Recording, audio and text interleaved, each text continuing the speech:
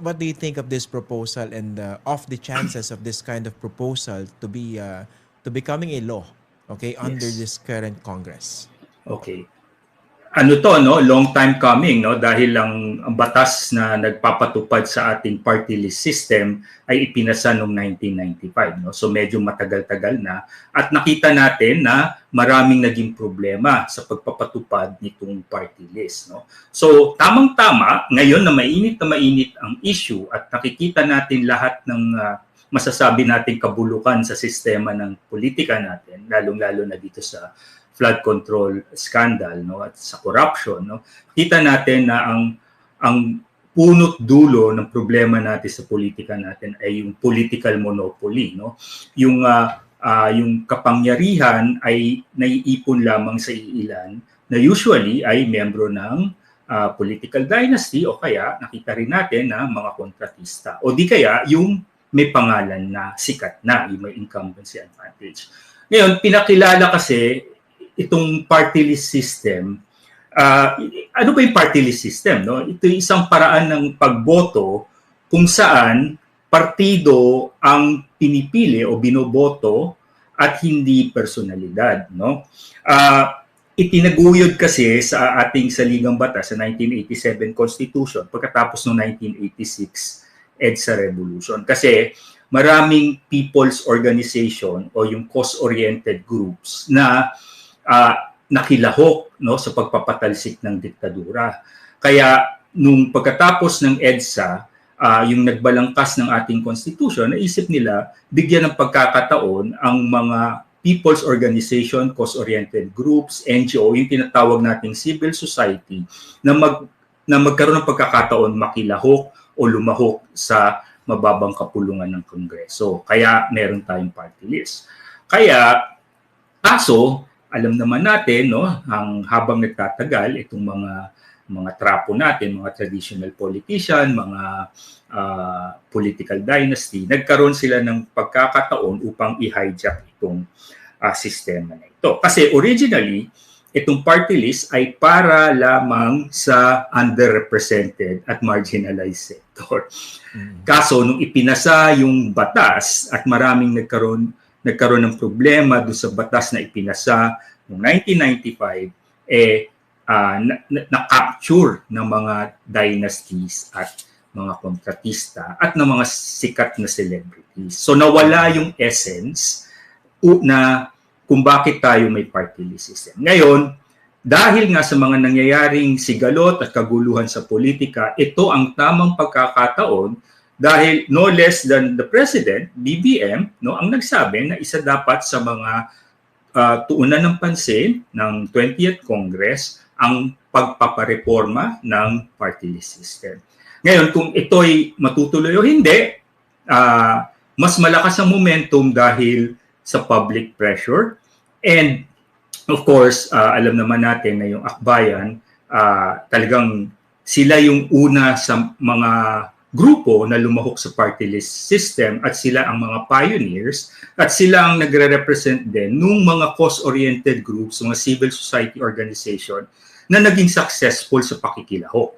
Pero nung nagtagal, sila na rin yung naitsapwera, sila na rin yung naitulak at sila na yung natatalo at nawawalan ng posisyon. Halimbawa, itong akbayan, kamuntik nang mawala at mabura dahil natalo sila actually.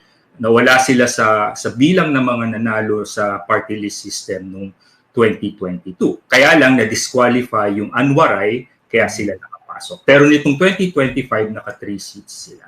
So I think, kung meron man magtutulak nito, isa na sa mga progressive groups na pwedeng magtulak nitong reformang to ay ang akbayan. Okay. Dean, how realistic na maban yung mga political dynasties muna, no? Dito sa party list system. Hindi ba requirement muna kahit pinagbabawal ng constitution yung political dynasties as a state policy, wala pang enabling law. So, can a ban on political dynasties in the party list system happen without an enabling law defining political dynasties? Unang-una, public disclosure. No? Isa ako sa mga kinonsulta ng akbayan nung kanilang binalangkas itong proposed bill nila to reform. No? So alam mo naman, Christian, no, ang lifelong advocacy ko, no, ay ang pagpasa ng anti-dynasty. law, no? At ang pagreforma rin ng ating mga partido, lalong-lalo na dito sa party list system. So isa sa mga napag-usapan nung aming pinag-uusapan itong bill na ito na binalangkas ng akbayan ay bakit hindi na natin isabay, no? Isama na natin and consider, kasi ang sinabi lang naman sa constitutional provision as provided for by law, no? Hindi naman sinasabi na balangkas ka ng batas na strictly for anti-dynasty, no? So pwede mo siyang maipasok, at tinatawag din sa legislative parlance rider, no? Pwede mo ipasok yan dun sa pinaka batas mo, which is actually about party list, at hindi naman nalalayo dahil talaga namang may mga dynasties, talaga namang may mga contractors, at talaga namang may mga celebrities na lumalako dito sa party list. Ngayon ang tanong, sabihin, hindi yan demokratiko, di ba? Bakit mo pinagbabawal? Bakit mo ine-etsapuera itong mga sektor na ito? Hindi nga, kasi kailangan natin balikan yung essence kung bakit siya inilagay sa Constitution. Bakit nilagay itong party list system na ito? At sabi nung iba, baliwala naman yung party list na yan. Para lang sa ano yan. Hindi naman maganda yan. Tanggalin na. Hindi. Ang pwede natin gawin, actually, is balikan natin yung pinaka-dahilan kung bakit itinaguyod itong party list. And which is very, very important. Dahil alam naman natin na kahit formally, we are an electoral democracy, ang namamayagpag pa rin dito sa atin ay yung mayayaman at yung mga elite. So, kailangan bigyan ng pagkakataon yung non-elites, yung mga mahihirap at underrepresented na magkaroon sila ng boses sa loob ng Kongreso. At isa sa mga paraan na yan ay ang party list system. Ngayon, kung hahayaan mo itong mga kontratista at mga dynasty lamang ang mamamayagpag dyan, you are going against the very essence of that constitutional provision. Okay. So basically, ang idea rito, hitting two birds with one stone. I-define na yung political dynasties, pero nakapasok siya doon sa pagreforma ng party list law natin. Yes. Tama? Yes. Okay. Tama. Sige. Yes. So, kung kayo masusunod, ano yung dapat maging scope ng ban on political dynasties?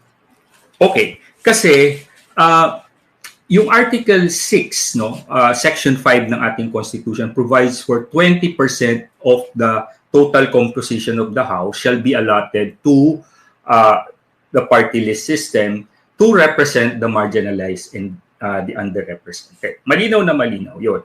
Ngayon, of course, katulad ng maraming provisions sa ating Constitution, kailangan ng enabling law. No? So, noong 1995, nagpasa ng enabling law. Ironically, yung party list law, yung Republic Act 7941 or the Party List Law of 1995. No, ironically, on the day that law was signed, one of the primary authors of the bill, the representative from Masbate, Espinosa, was assassinated. No, so doon pa lang makikita mo kung gaano nakagrabe rin yung electoral politics natin. No, tapos ang pagkakamali na tinatawag kong original sin nung Republic Act 7941. Kasi itong party list system is actually proportional representation. No, yeah. Technical, very technical. Pero hindi naman proportional. Oo, very technical. Pero ano ba yun? Kasi tatlo yung problema natin dito sa Republic Act 7941. At tatlo yung problema na lumabas nitong mga nakaraang dekada.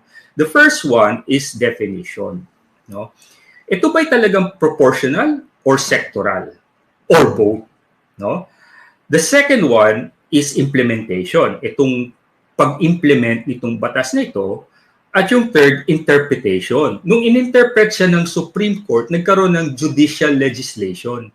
Lalong lumabo yung sistema sa kaka-interpret ng Supreme Court. No? There are at least 4 different and sometimes contradictory interpretation na lumabas sa Supreme Court. No? So nagkaroon kayo ngayon ng problema doon sa definition. Unang-una, ito ay based doon sa concept ng proportional representation, which is simply lang sa election, no, kung ilang porsyento ng boto mo should approximate equally yung percentage of seats na napapanalunan mo sa isang legislative body or sa isang assembly.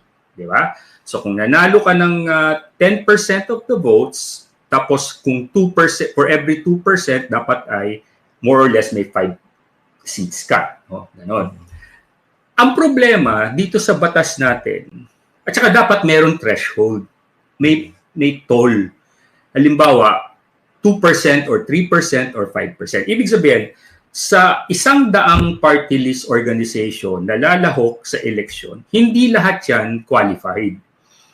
Doon sa 100 plus na lalahok sa party list system, kung sino lang ang makakuha halimbawa ng 2% of the total votes cast for the party list system, sila lang yung sasalain mo, then later on, i-distribute mo yung 20% ng seats sa kanila. Di ba? Ang nangyari dito sa sistema natin ngayon, wala. So lahat free for all. So ang nangyayari ngayon, dahil mas madami yung numero, yung porsyento, kahit hindi ka umabot ng 2%, dahil kailangan din mapuno yung 20%, kahit na less than 1% lang yung napanalunan mo, magkakaseat ka. Ang isang seat sa party list, napakalaki ng pondo. Yes. Napakalaki ng pondo dahil wala yan distrito, national yung scope niyan, para kang nag-elect ng senador. No? So, yung return of investment, later on, na-realize ng mga dynasty, ng mga contractor, uy, teka, maghati-hati tayo sa boto or poponduhan ko lang yan or bibili lang ako ng party list. Pwede na tayong pumasok sa Kongreso. Tapos yung makukuha natin na pondo dyan para sa public works, para sa ayuda at kung ano-ano pa, napakalaki. So napakalakas ng incentive para pumasok. So kailangan salain mo. Hindi lahat pwedeng makilahok no sa pag-distribute. So maglalagay ka ngayon ng toll. Parang threshold, yung floor na tinatawag. No? So ang ideal is 2%. No? It can be 2, 3 or 5, no? Kung talagang gusto mong 5. Kaso habang tinataasan mo yung floor, kumukonti yung partido na pwedeng ma-distribute. Then isa pang pagkakamali nung ito na lang, Christian, no? Sige. Yung isang pagkakamali pa ng party list law natin, naglagay ng cap. Di ba? So any party list, hanggang 3 lang. Pag ginawa mo yun, hindi na proportional yun, di ba? Kasi nga, dapat mag-approximate yung percentage of votes doon sa percentage of seats. Hindi. So, ang mangyayari niyan, ito'y nagiging disincentive para mag-consolidate yung sector. Kaya, ang naisip halimbawa ng Makabayan Bloc, bayan muna, laki-laki ng boto nila, ay hatiin natin into sectors. Kabataan, kababaihan, teachers, etc. etc. Pero kung wala yung 3-seat cap, pagsasamahin mo ngayon yan, no? Kung may 12 ka ngayon, halimbawa, based do sa previous strength, ngayon mahina na ang Makabayan Bloc, pero nung at the height of their electoral power, kaya nila mag-isang dosena, di ba? So, yun yung idea, no? Dapat technically ganun, no? So, yun yung ina-address nitong bill na in-introduce ng Akbayan.